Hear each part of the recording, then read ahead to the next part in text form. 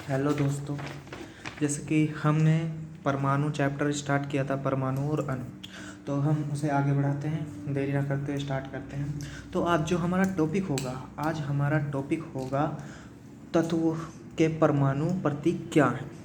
तत्वों तत्वों के परमाणु प्रतीक क्या हैं, परमाणु प्रतीक क्या हैं। तो तत्वों के परमाणु प्रतीक क्या हैं, तो इनकी बात की जाए तो क्या किया गया। सबसे पहले डाल्टन ने, ऐसे पहले वैज्ञानिक थे जिन्होंने क्या दिया, तत्वों को उनका नाम के आधार पर या किसी आधार पर प्रतीक प्रदान किए थे। तो ठीक है, उन प्रतीकों का प्रयोग किस लिए किया जाता था, एक परमाणु को प्रदर्शित करने के लिए, यानी प्रतीक का किस लिए, प्रतीक का यूज किया जाता था तत्व को प्रदर्शित करने के लिए, यानी कि एक तत्व को प्रदर्शित करने के लिए, प्रदर्शित करने के लिए, प्रदर्शित यानी कि उसे दिखाने के लिए। जैसे कि डाल्टन ने जो अपने प्रतीक दिए थे, वे प्रतीक कुछ ऐसे हैं जो डाल्टन द्वारा दिए गए।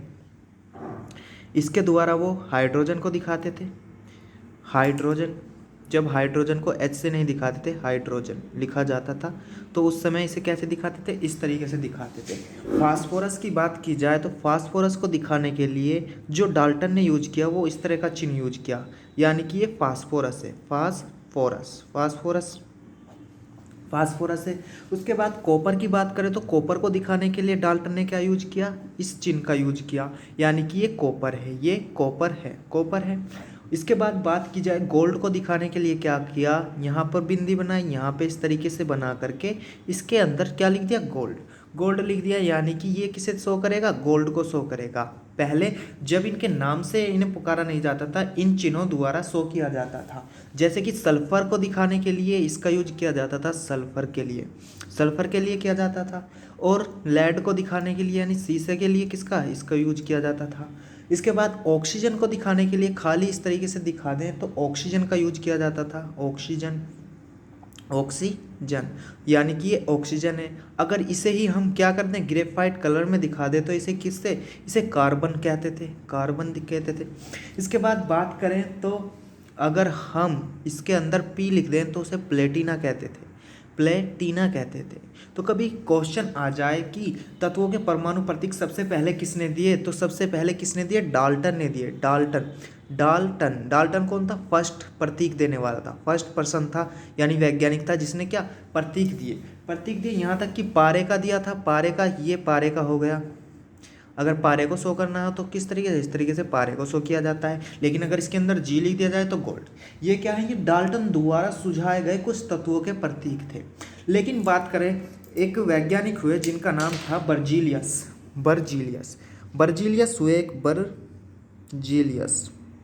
बर्जीलियस नामक एक वैज्ञानिक हुए।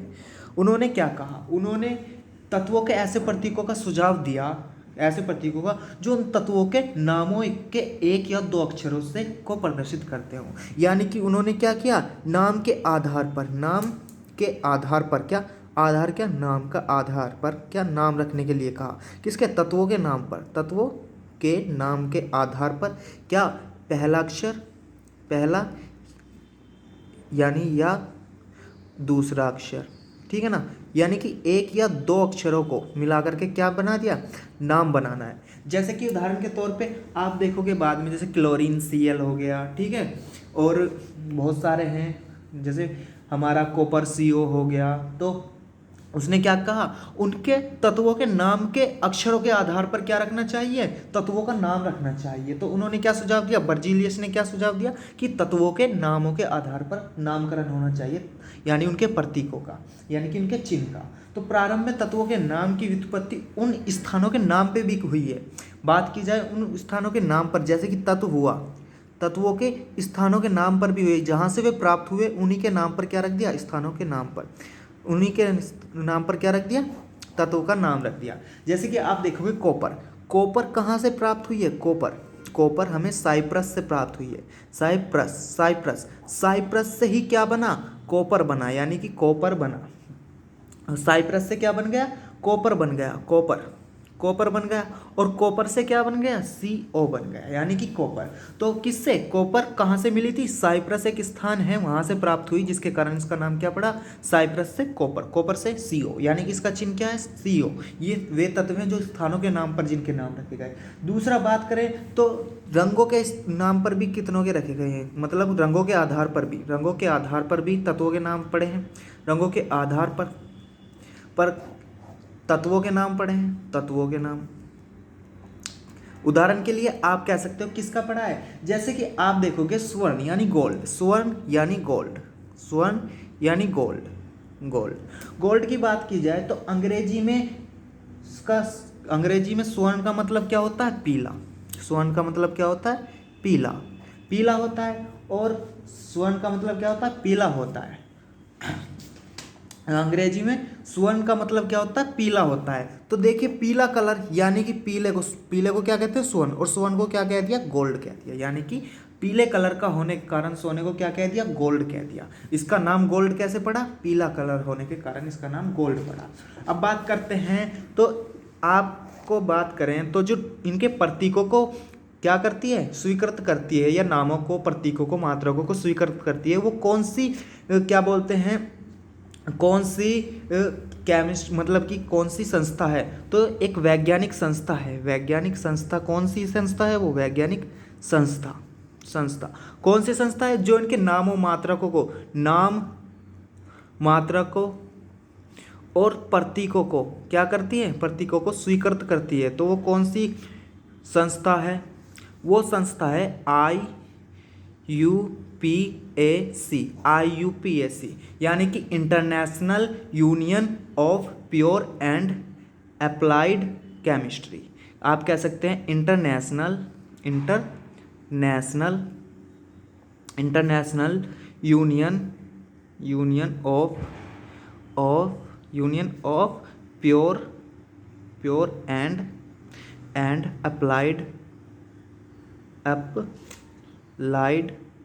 Applied chemistry. ये किसकी फुल फॉर्म है, ये फुल फॉर्म है IUPAC। इसी के नाम पे आए हैं IUPAC नाम, यानी कि नेम। आगे चलकर हम IUPAC नेम के बारे में पढ़ेंगे। तो ये क्या करती है, नाम, प्रतीकों और क्या करती है, मात्रकों को स्वीकृत करती है IUPAC, यानी कि international union of pure and applied chemistry. अधिकतर जो तत्व हैं उनके नाम कैसे पड़े हैं, उनके नाम ऐसे पड़े हैं, उनके नाम का जो तत्व का जो नाम होगा, तत्व का जो नाम है उसका पहला अक्षर के पहला, ठीक है ना, पहले 2 अक्षर ले लेते हैं या 1 अक्षर ले लेते हैं, उसके नाम पर क्या पड़ा है, तत्व का नाम पड़ा है। जैसे कि आप देखोगे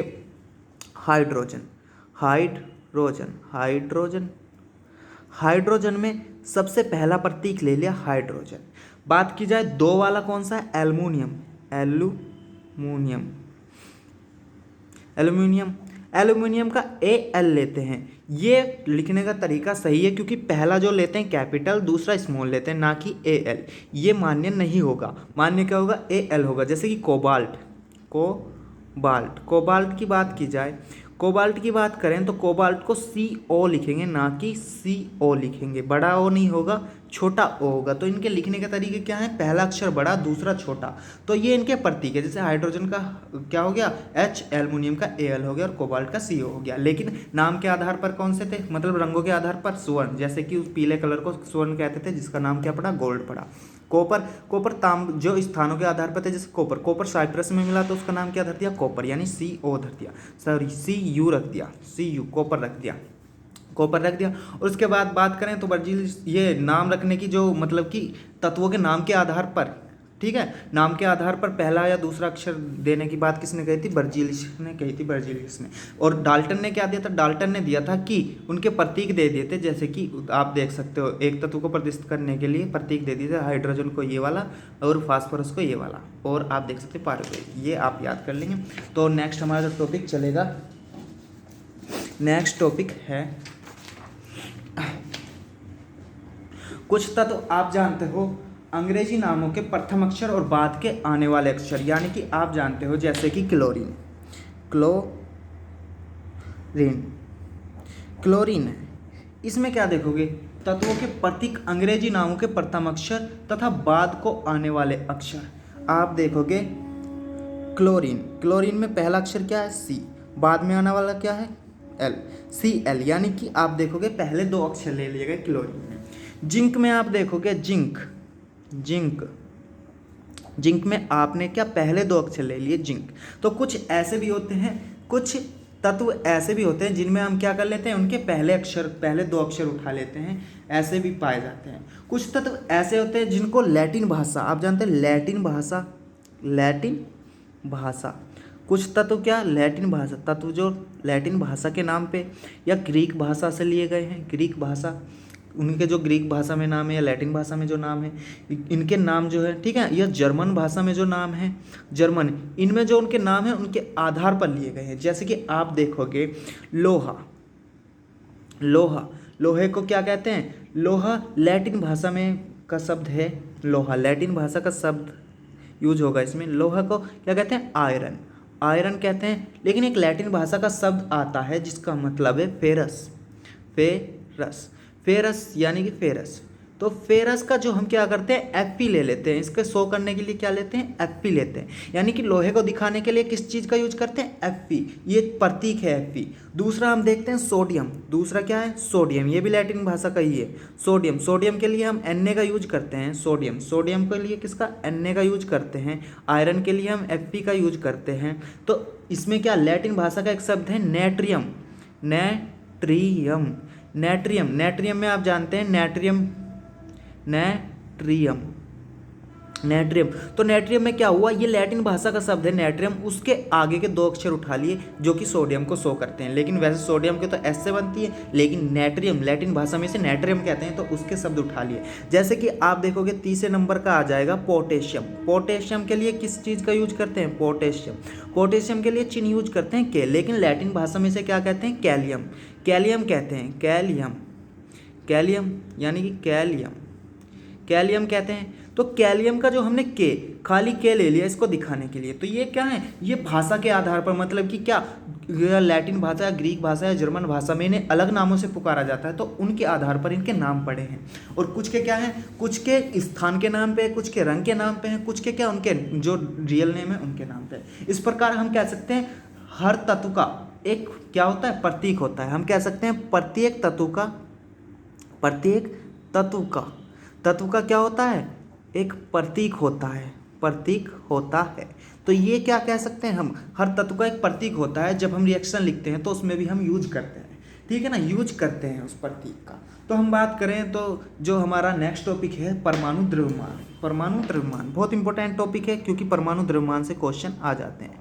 परमाणु द्रव्यमान अभी हम जो थोड़ा डिटेल में पढ़ रहे हैं, आगे चल के हम थोड़ा थोड़ा पढ़ेंगे इसके बारे में। और तो परमाणु द्रव्यमान क्या है? हम जानते हैं कार्बन के समस्थानिक में एक समस्थानिक पड़ता है कार्बन 12, कार्बन 12, जबकि कार्बन जो 14 जो है वो किसके लिए यूज होता है? कार्बन डेंटिंग के लिए यूज होता है। लेकिन जो कार्बन, ये किसका? कार्बन का समस्थानिक है, कार्बन का समस्थानिक, समस्थानिक, कार्बन का समस्थानिक C12 है। C12 को हमने क्या मानक मान लिया? एक मानक मान लिया है, मानक, मानक मान के क्या किया? मानक के रूप में हमने क्या इसे सार्वभौमिक स्वीकार कर लिया है। सार्वभौमिक यानी कि यही मतलब इसके परमाणु से हम क्या करेंगे? इसके द्रव्यमान से क्या करेंगे? तुलना करेंगे। इसे सार्वभौमिक मान लिया, यानी कि अगर हमें कुछ भी करना है तो हम इसके द्रव्यमान से तुलना करेंगे। अब देखिए कैसे तुलना करेंगे। जो कार्बन 12 यानी कि कार्बन 12 का एक परमाणु होगा, एक परमाणु, कार्बन 12 का एक परमाणु जो होगा, कार्बन 12 का एक परमाणु किसके का 1/12वां भाग, 12वां भाग जो होगा, भाग 1/12वां भाग क्या होगा? एक मानक परमाणु, मानक परमाणु द्रव्यमान इकाई है। परमाणु द्रव्यमान, द्रव्यमान इकाई है, इकाई। हमने क्या माना? हमने कार्बन 12 को एक क्या मान लिया? सार्वभौमिक मानक मान लिया। और उसका भी क्या? उस कार्बन 12 का यानी कि कार्बन का समस्थानिक है, उसके एक परमाणु का 1/12वां भाग क्या मान लिया हमने? मानक परमाणु द्रव्यमान इकाई मान ली। यानी कि ये द्रव्यमान इकाई है परमाणु की, परमाणु की। अब देखिए ये हमने पढ़ लिया, अब इसके आगे चलते हैं। आगे एक चीज आती है परमाणु, इसे बोलते हैं परमाणु द्रव्यमान इकाई। परमाणु द्रव्यमान अगर हम इसकी डेफिनेशन दें तो कैसे देंगे? परमाणु द्रव्यमान इकाई इकाई तो परमाणु द्रव्यमान इकाई वैसे तो हमने अभी बताया था कि किसका है, कार्बन 12 के एक परमाणु द्रव्यमान का 1/12वां भाग क्या कहलाता है? मानक परमाणु द्रव्यमान इकाई कहलाता है। ठीक है ना। लेकिन अगर हम इसकी डेफिनेशन दें तो किस प्रकार देंगे इसकी डेफिनेशन? देखिए डेफिनेशन के बारे में बता दें तो किसी तत्व के सापेक्षिक, किसी तत्व के सापेक्षिक किसी तत्व के सापेक्षिक परमाणु द्रव्यमान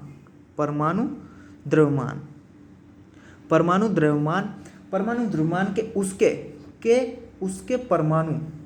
उसके परमाणु के औसत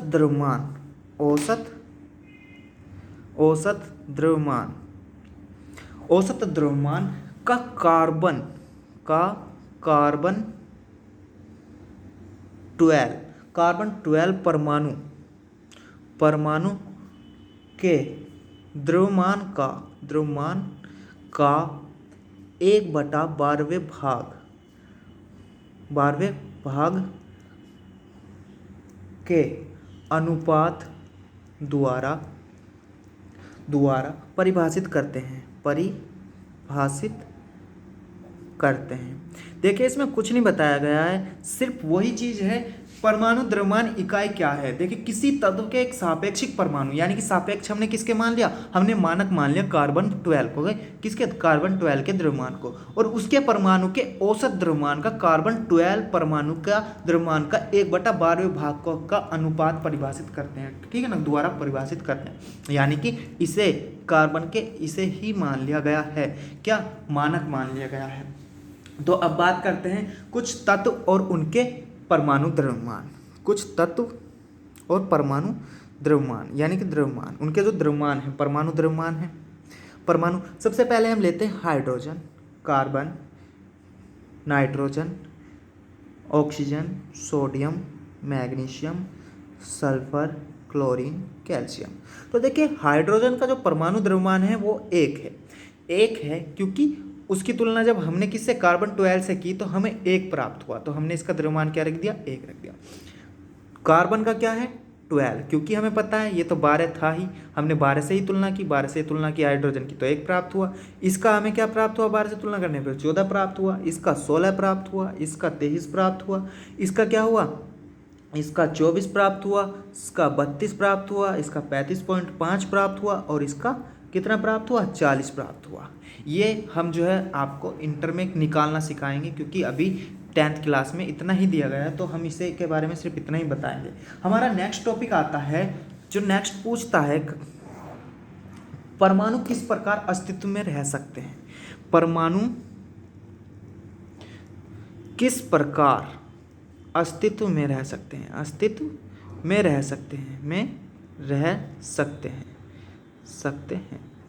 किस प्रकार अस्तित्व में रह सकते हैं? तो ये पूछ रहे हैं अधिकांश तत्वों के परमाणु स्वतंत्र रूप में अस्तित्व में नहीं रह सकते, ये ध्यान रखना। स्वतंत्र अवस्था में तो कभी रह ही नहीं सकते। परमाणु अणु एवं आयन बनाते हैं। परमाणु क्या बनाते हैं? अणु और आयन बनाते हैं। ये अणु अथवा आयन अत्यधिक संख्या में क्या हो जाते हैं? पुंजित होकर द्रव्य बनाते हैं। देखिए आप बात करें तो अधिकांश तत्व क्या होते हैं? अधिकांश तत्व किस में नहीं रह सकते? किसमें? स्वतंत्र रूप में इनका कोई अस्तित्व नहीं है। स्वतंत्र रूप में इनका कोई अस्तित्व नहीं है। क्यों नहीं है स्वतंत्र रूप में? क्योंकि ये रह नहीं सकते स्वतंत्र रूप में। इसके लिए इन्हें क्या करना पड़ेगा? परमाणु अणु एवं आयन बनाते हैं। परमाणु क्या बनाते हैं? परमाणु जो हमारे परमाणु हैं, परमाणु क्या बनाते हैं? अणु या आयन बनाते हैं। ये आयन या अणु कैसे बनाते हैं? वो ऐसे बनाते हैं, ये क्या बोलते हैं?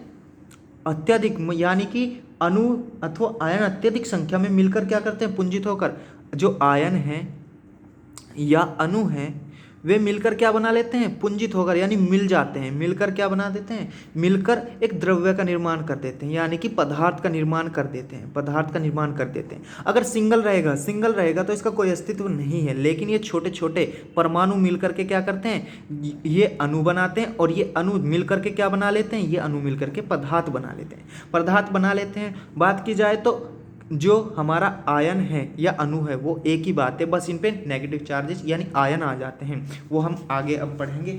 देखिए आगे क्या पढ़ना है हमें, आगे पढ़ना है